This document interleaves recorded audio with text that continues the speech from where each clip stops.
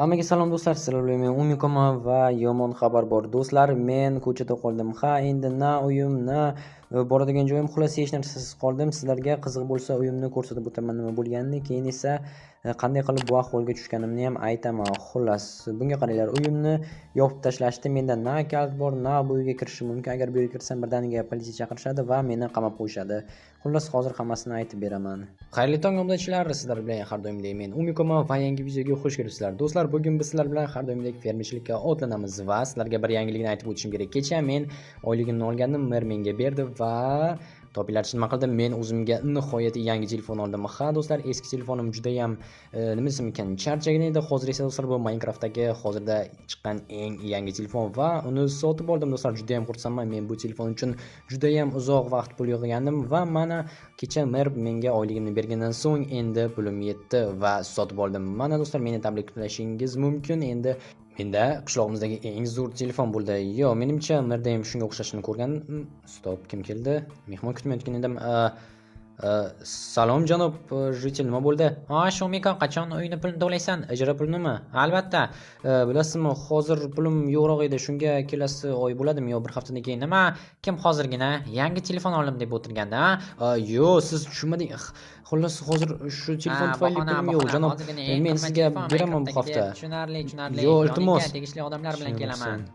Hatto bilasizlarmi do'stlar, avvalam menga bu tahdid qilgandi. Bu jitel menimcha hech kimni olib kelmasa kerak, shunchaki aytib qo'ydi pulni tezroq bersin deb. Do'stlar, yangi telefonga xursand bo'lish qoldi xolos va men juda ham xursandman. Sizlarga aytsam, orzuimga nihoyat yetdim. Endi lekin janob jitelni ham pulini berish kerak, chunki bu yerda men ijaraga yashayman. Shunga hozir umuman pulim yo'q. Kelinglar, birdaniga ishni boshlaymiz va shunda pulimni tezroq olaman. Yaxshi do'stlar, endi fermani hozir qayta ishlaymiz. Shu bilan keyin dam olsak bo'ladi yoki biror bir boshqa yerga boraman, qishlog'imizda ish qidirib ko'raman, chunki rostdan ham uy pulini bermasam bo'lmaydi. Chunki bu janob jitel juda ham yaxshi odam va anchadan beri nima ekan, uyni pulini cho'zib yursam ham indamaydi. Lekin sabrning tagi sarf. Yo do'stlar, bu noto'g'ri maqol. Sabr kosasi to'lsa meni rostakka haydab yuborishi mumkin. Shuning uchun ham sabr kosasini to'ldirmasdan birdaniga pulni berishimiz kerak. Ishlarimizni tezroq bitirsakkina bu ishni qilishimiz mumkin bo'ladi. Ya'ni qishloqda yangi ish qidirib, menimcha o'tinchilik bilan shug'ullansam bo'ladi. O'rmonchilik uzoqda emas va meni do'stim menga o'tinchilikda yordam berish. Do'stlar, menga yordam bera olmaydi, chunki u axir bugun qishlog'imizda emas, tug'ilgan kuni bo'lgani uchun boshqa shaharga ketgandi. Qarindoshlarining oldiga jin ursin. Mayli, hech bo'lmasa ertadan boshlashim mumkin bo'ladi. Bugun shunchaki dam olaman do'stlar, telefon o'ynayman va hozir janob merga narsalarni topshirib tezroq uyga borish kerak. Kim bu yerga skameyga qo'yib qo'ydi? Janob mer. Umiko, nima bo'ldi? Xullas, mana narsalaringizni olib kelmanirog'i, mana bu sabzavotlarni. Yaxshi. Bunisi chirgan ekan, tashlab yuboraman.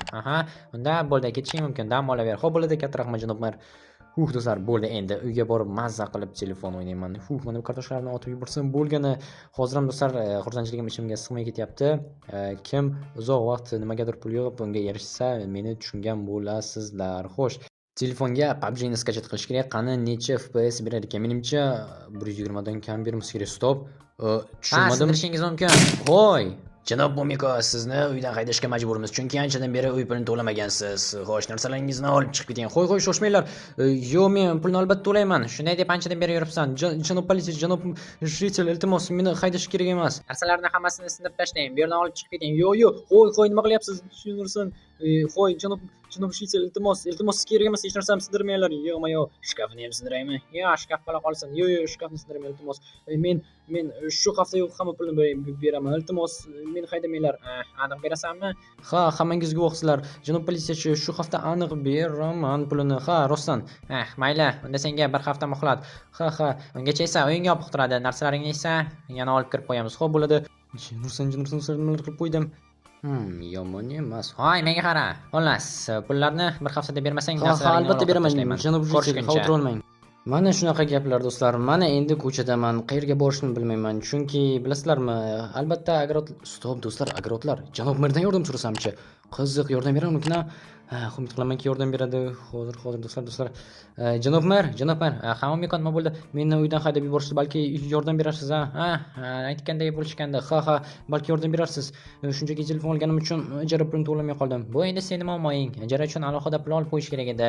Eng zarur narsalarga birinchi navbatda pul sarflash kerak. Qolgan narsalar esa keyinchalik. To'g'ri aytasiz. Gapingizni o'qib oldim. Boshqa bunday qilmayman. Afsus, senga yordam bera olmayman. Endi oyligingni kutishingga to'g'ri keladi. Ha, to'g'ri. Mayli janob mer, men ketdim. Do'stlar. Bilasizlarmi? Ha, janob mer yordam berishi mumkin edi, lekin do'stlar, bu adolatli bo'ldi, chunki o'zim juda ham katta xatoga yo'l qo'ydim. Shuning uchun ham mana endi menga uy beruvchi, mana buni olib tashlash kerak. Menga uy beruvchi odamni ham ishonchini yo'qotdim do'stlar. Endi bilasizlarmi? Balki kichkinagina uycha qurib borarman, ha. Xo'sh, qani kelinglar, mana bu yerdan skameykalarni olib ketamiz va o'rmon ichiga mana bu yerda qolib ketgan odamlar tashlab yuborgan mebellarni olib ketamiz va o'rmon ichida endi yashaymiz do'stlar. O'rmon ichida выживание bo'ladi. Sizlarga aytsam, xo'sh, endi nima olib ketishimiz mumkin? Olib ketadigan bu yerda boshqa narsa yo'q. Kelinglar, o'rmonda joy tanlaymiz yoki mana bu uylardan biriga kirib olsammikin. Bu yerda hech kim yashamaydi. Qo'y. Bomsh. Menman. Tushunmadim, bu yerda nima bo'lyapti? Janob mer ruxsat bergan menga. Ruxsat bergan? Ha, narsa sotaman. Nima pul sotasanmi? Butilkalar evaziga. Jenurson, korobkani sotarmikansan? Korobkaga uy qurishim mumkin. Uy? Ha. Qiziq. Hozir. Do'stlar, ko'ryapsizlarmi? Idish sotib pul ishlash mumkin ekan. Hayronman, menimcha bu bo'lmag'ur narsa, lekin bir harakat qilib ko'rish kerak kelinglar. Bularni hozir boshqa yerga olib qo'yamiz va bu yerda kola idishlarini ham ko'rgandek bo'ldim mana bu bomshda va kola idishlari tiqilib yotgan edi. Qani hamma yoqda. Kerak vaqti har doim topilmaydi. Kerak emas vaqtda esa oyoq tagida o'rlashib yuraveradi. Jenurson. Yo'q, o'rmon atrofi to'la kola. Mana do'stlar, bo'ldi, kola idishlari topildi. Yaxshi. Qani terib olaylikchi. Hozir iloji boricha ko'proq terib olamiz va mana bu bomshga olib boramiz. Qani do'stlar, nima der ekan, nima qilib berar ekan bizga? Yaxshi do'stlar, bularning hammasini terib olamiz. Bir ringidan bitta ham qolmasligi kerak. Xo'sh, 11, 12 do'stlar, 13, 14 do'stlar, 15 va g'oyaga ko'ra hozir 15 ming ishlab oldim. To'g'rimi? Xo'sh, mana endi 15 ming bo'ldi.